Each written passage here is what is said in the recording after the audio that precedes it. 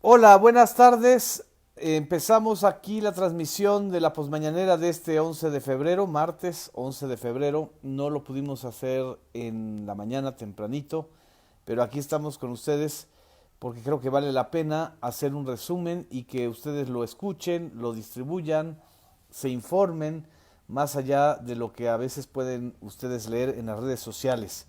Gracias a quienes a esta hora, en medio del trajín del trabajo y de este día, un día caluroso en la Ciudad de México, vaya que es febrero loco y marzo será otro poco.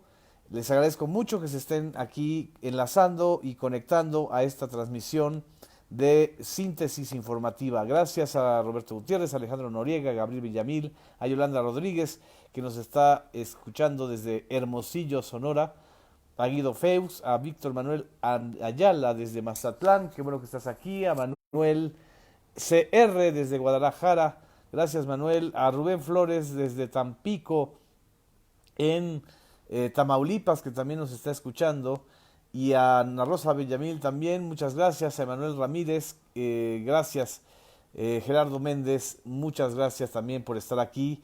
El día de hoy, el martes 11 de febrero, la conferencia pues empezó con el tradicional recuento que llaman ya el pulso de la salud y hubo mucha información sobre este tema de los más de 300 hospitales que han sido prácticamente abandonados o fueron abandonados. Se construyeron enormes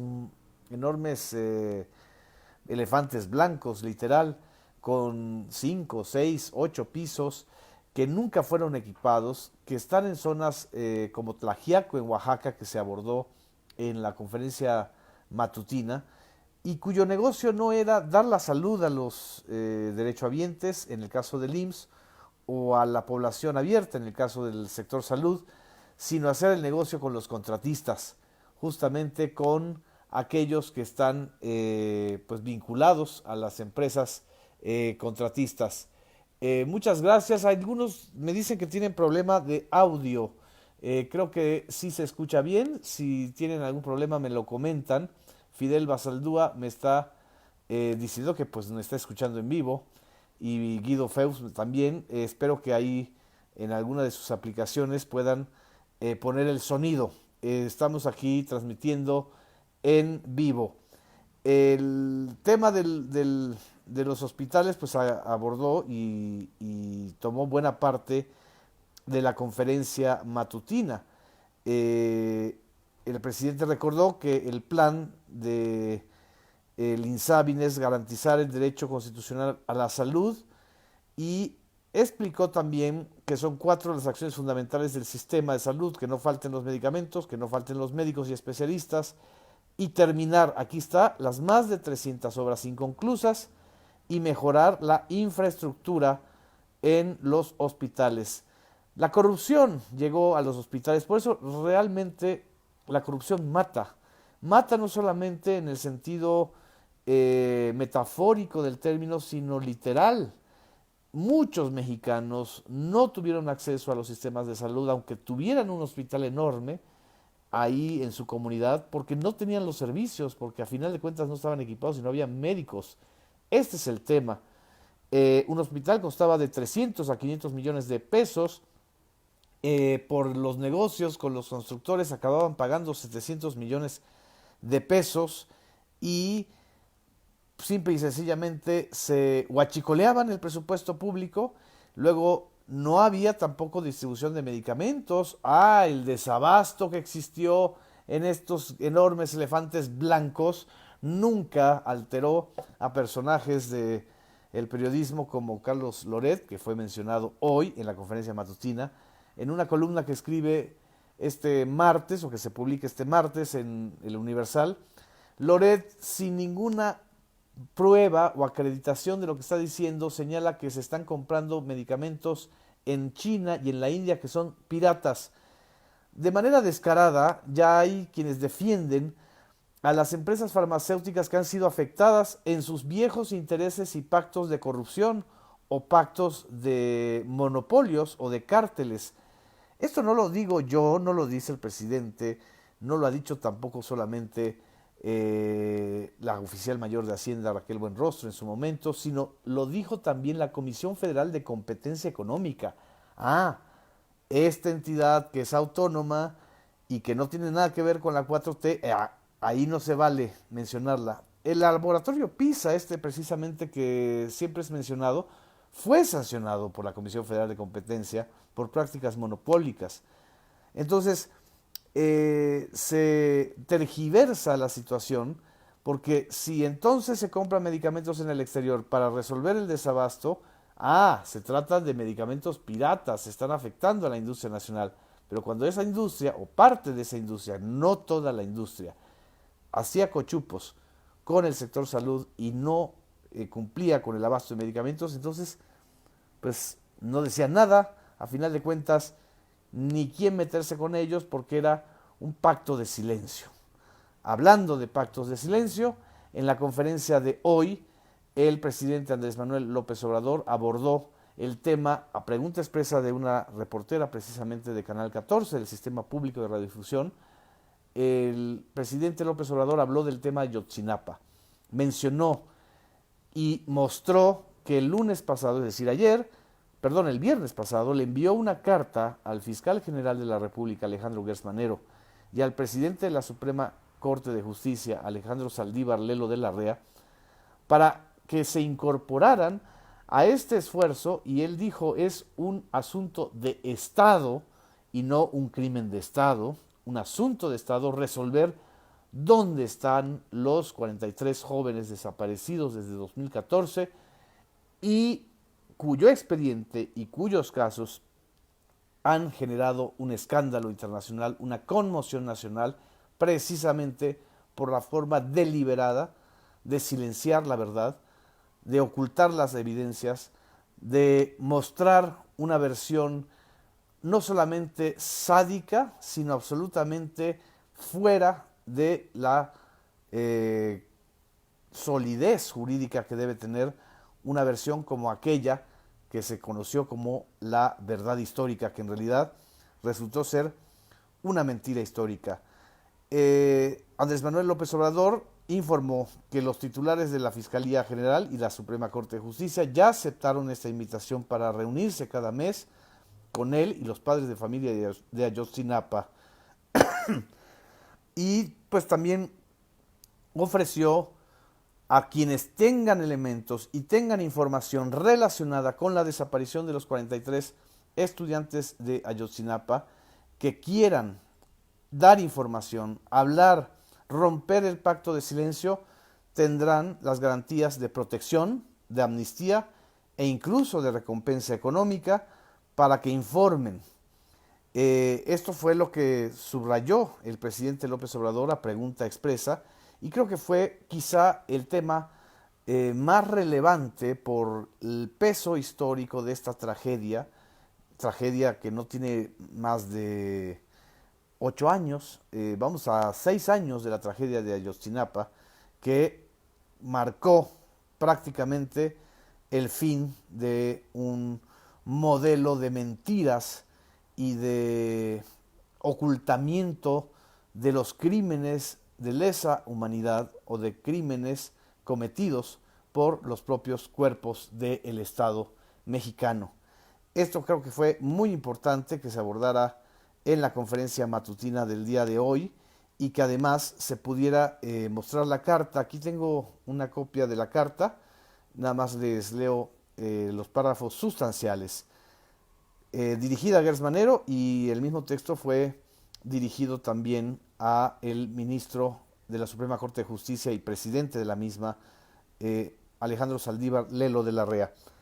Le solicito de manera atenta y con absoluto respeto a la autonomía del poder que usted representa su invaluable participación para atender juntos y de manera coordinada la demanda de los padres de los estudiantes de la Normal de Ayotzinapa, la demanda de justicia, para lo cual también invitaré a participar bajo las mismas condiciones de independencia y respeto al presidente de la Suprema Corte de Justicia, ya sea en el caso de Arturo Saldívar o en la carta dirigida a Gertz Manero, o al revés.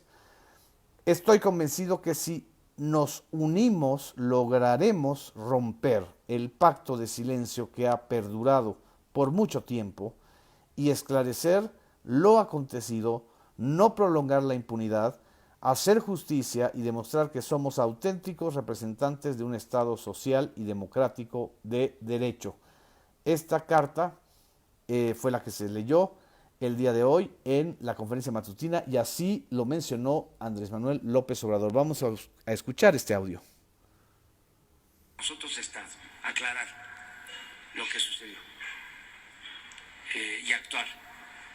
Y le estamos pidiendo a quienes participaron en esos hechos que hablen, porque hay como un pacto de silencio. No puede ser que no sepamos lo que sucedió si participaron más de 100 personas. Y estamos ofreciendo a quien nos informe protección, amnistía, recursos económicos. Es realmente la tragedia que sigue marcando y sigue siendo una piedra en el zapato de la dignidad nacional, la tragedia de Ayotzinapa. ¿Por qué dijo más de 100 personas? Porque en los hechos de Ayotzinapa está documentado en el expediente, en las investigaciones que realizó el grupo interdisciplinario de expertos internacionales, el GIEI, el que acabó a final de cuentas peleado con la administración Peña Nieto porque no aceptó formar parte del pacto de silencio. Está documentada que en las madrugadas del 26 al 27 de septiembre de 2014 participaron elementos del batallón 27 de Iguala, de la Policía Municipal, de la Policía Federal, de el CISEN y a ojos de todos los habitantes en esa madrugada terrible de Iguala, los jóvenes de Ayotzinapa fueron desaparecidos. No sabemos si están vivos, no sabemos si todos fueron asesinados y mucho menos sabemos quién o quiénes fueron los autores intelectuales de esta tragedia que lo único que ha hecho ha sido marcar con vergüenza nacional al país. En fin, creo que esto era importante subrayarlo. También se habló en una parte, ya en la parte final de la conferencia matutina sobre el tema del coronavirus.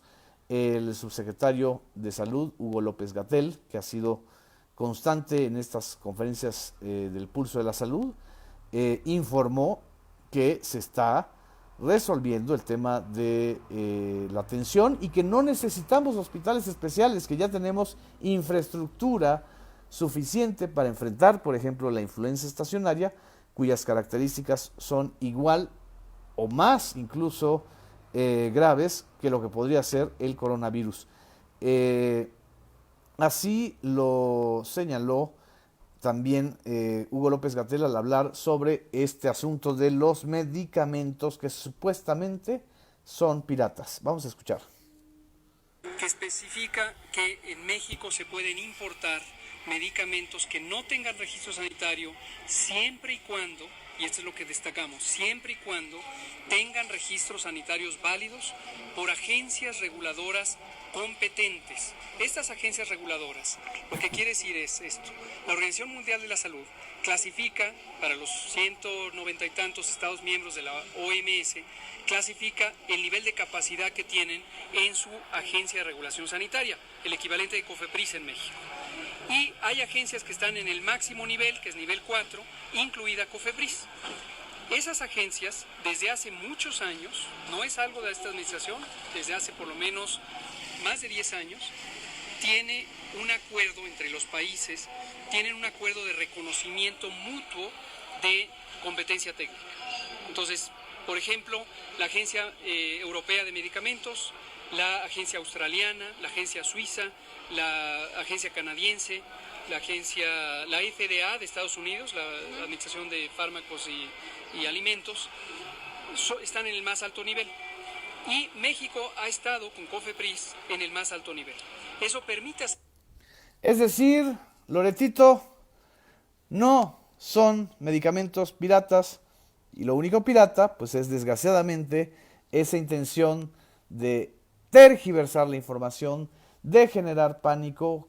¿Cuándo se preocuparon estos señores del periodismo con encargo, por chayote o sin chayote, de denunciar el desabasto de medicamentos, de denunciar los sobrecostos, de denunciar el dineral que se despilfarró en los hospitales absolutamente abandonados por las administraciones de Fox, Calderón y Peña Nieto en los últimos 18 años, que fueron los años en donde se aplicaron a rajatabla las asociaciones público-privadas, esta figura jurídica que permitió que el Estado subrogara la construcción de hospitales a empresas constructoras privadas que a final de cuentas lo que hacían era un negocio entre el constructor y la autoridad, o la misma autoridad se volvía constructora a través de prestanombres y se dedicaban a construir hospitales que acababan costando 700 millones de pesos cuando debieron costar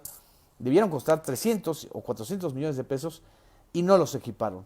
En fin, creo que esto es el tema que más se subrayó en la conferencia de prensa del día de hoy y bueno, pues aquí está el resumen. Agradezco a quienes están aquí mandando saludos, a Cuauhtémoc Guillén Canché, muchas gracias, a Lourdes Parga, Mateos, muchas gracias, a quienes están también comentando y que agradezco también sus comentarios y compartan pues esta posmañanera del día de hoy. Y como ya estamos enfilados hacia la hora de la comida, que disfruten de sus alimentos y de su jornada laboral de este martes 11 de febrero. Muchas gracias.